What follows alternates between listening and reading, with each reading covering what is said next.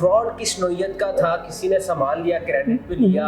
लेकिन इधर आके हम लुटवाएंगे तो हम तो सोचेंगे कि भाई हम अपने मुल्क को भूल ही जाएं। कितनी मालियत का सामान था? तकरीबन प्लस माइनस 2 करोड़ का। काफी देर उसने महीना डेढ़ तो राब्ता खत्म कर दिया क्योंकि उसकी इंटेंशंस भी गलत थी। उसके बाद FIR नहीं लिया। फिर उन्होंने जब रिपोर्ट भी नॉर्मल रिपोर्ट दर्ज नहीं की तो फिर मैं FIR कैसे करवाती। जी मैं स्मीना तारिक हूँ, सैम कॉस्मेटिक्स के नाम से मेरा नाम ज़्यादा लोग जानते हैं सोशल मीडिया के ऊपर भी। फ्रॉड किस नौयत का था? किसी ने सामान लिया, क्रेडिट पे लिया? जी या जी कोई पैसे खा गया आपके, क्या बना? मैं बताती हूँ आपको। हुआ ये कि मुझे फैसलाबाद से एक अवैस कमोका के नाम के बंदे ने मुझे मैसेज किया। मैसेज से मैंने नहीं सोशल मीडिया टिकटॉक पे आया मुझे मैसेज, तो मैंने मैसेज की परवाह नहीं की। फिर उनको मेरा नंबर मिल गया, मेरे ख्याल में किसी जगह पे मेरा नंबर मेंशन पेज पे शायद हुआ है। फिर उन्होंने मुझे कॉल की मेरे यूरोपियन नंबर पर, जो कि मैंने गुस्से से अब वो भी तोड़ दी है क्योंकि मैं इतनी मतलब अपसेट हूँ।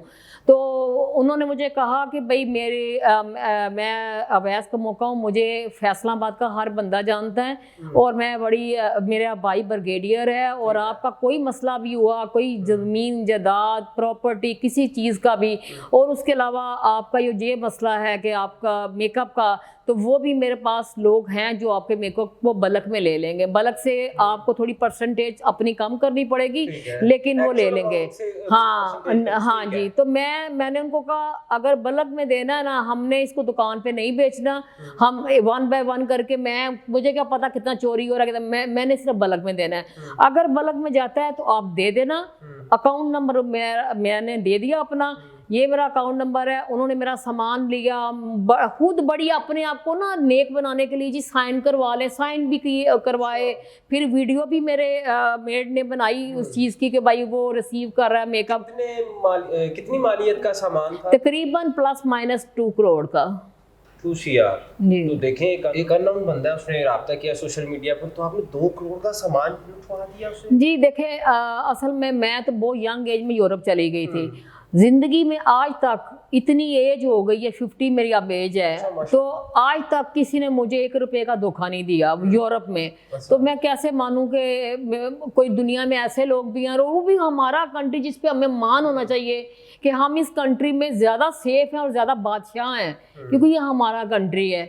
लेकिन इधर आकर हम लुटवाएंगे तो हम तो सोचेंगे कि भाई हम अपने मुल्क को भूल ही जाएं। अच्छा, वो मेकअप का सारा सामान था तकरीबन 2 करोड़ के करीब, तो वो उसके बाद फिर क्या राब्ता खत्म अभी कर दिया, पैसे नहीं दिए क्या? काफ़ी देर उसने महीना डेढ़ तो राब्ता ख़त्म कर दिया क्योंकि उसकी इंटेंशंस भी गलत थी वो बंदे की। उसने मुझे चाहे सज़ा के तौर पे, क्योंकि मैं तो ज़ाहिर बात है किसी से फालतू बात नहीं करती, सज़ा के तौर पे उसने अपना गरज निकाला। उसने मेरा मेकअप को कहा है कि मैंने किसी और के आगे बेच दी है, और मैंने उनके से 1,60,000 बयाना लिया है। ये आज पता चला है, वकील से उधर से फ़ोन आया था, क्योंकि ये केस भी उसने ही किया है उन लोगों के ऊपर जिनको उसने सामान दिया है।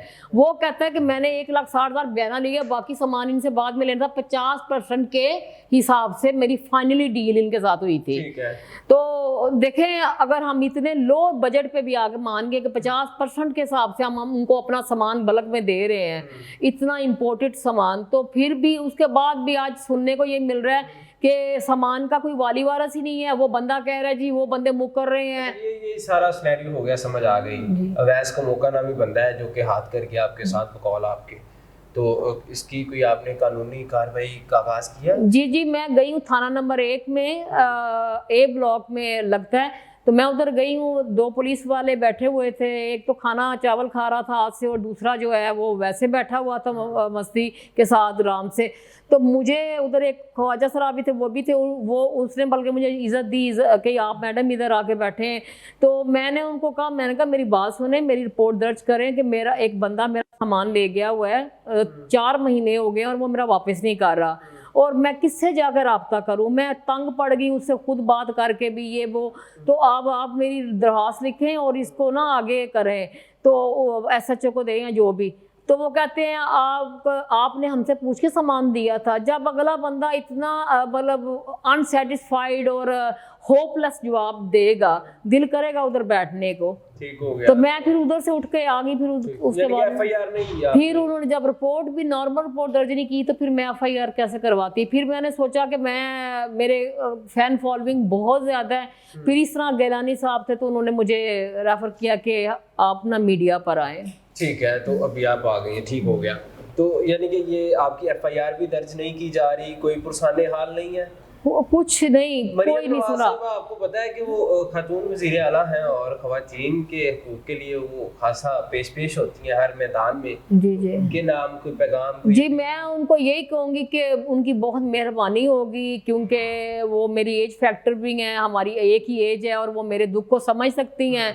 क्योंकि बेशक हम लोग देखें, जितने भी बिजनेसमैन हो, जो कुछ भी हो, हर चीज़ तो मेहनत से बनती है ना। और ये तो मेरा ख्वाब था, मेरा पैशन था कि मैं अपना मेकअप बनाऊंगी। क्योंकि लोग तो मुझे अभी सैलून खोलने के लिए कहते हैं, तो मैं कहती हूँ भाई नहीं, मैं नहीं लोगों के साथ अफोर्ड कर सकती लोगों को। तो लोग मतलब बहुत झूठे हैं। तो ये कि मैं उनसे यही अपील करूँगी कि मेरा जो सामान जो है इसकी रिकवरी कराएं, मुझे मेरा सामान वापस चाहिए, मुझे पैसे नहीं चाहिए जिस तरीके से ये कह रहे हैं। और दूसरा, जो मेरे भाई ने मेरा हक मारा हुआ है, सारे गुजरात की पुलिस को खरीदा हुआ है और मुझे अपना कहानी है?